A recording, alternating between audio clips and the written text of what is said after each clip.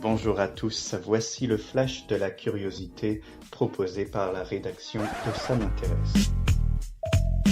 La différence entre l'homme des cavernes et nous, c'est le résultat de la science. Et ce n'est pas une opinion, c'est de la science. Notre monde n'est pas si moche.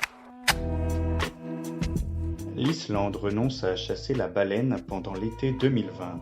Les deux sociétés islandaises en charge de cette chasse ont décidé de ne pas reprendre leur activité en juillet. La raison est la crise du coronavirus, mais également la concurrence du Japon qui a repris en 2019 la chasse à la baleine. Le Fonds international pour la protection des animaux s'est réjoui de la nouvelle, estimant que les baleines avaient une valeur commerciale bien plus importante vivante que morte, notamment en raison du tourisme.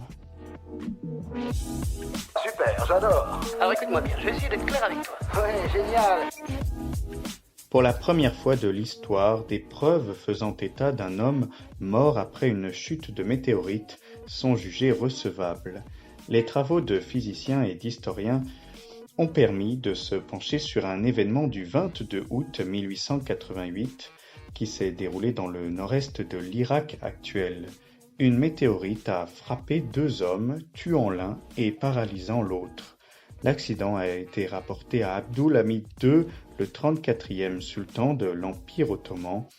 Le plus gros de la matière extraterrestre nous parvient sous la forme de poussière, mais parfois des morceaux de plus grande taille parviennent à s'écraser sur la Terre. Ce fut donc sans doute le cas en août 1888 dans l'Empire ottoman.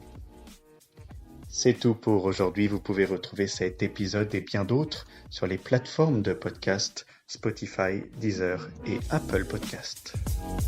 Voilà. Il ne reste plus qu'à vous remercier de votre attention. Au revoir.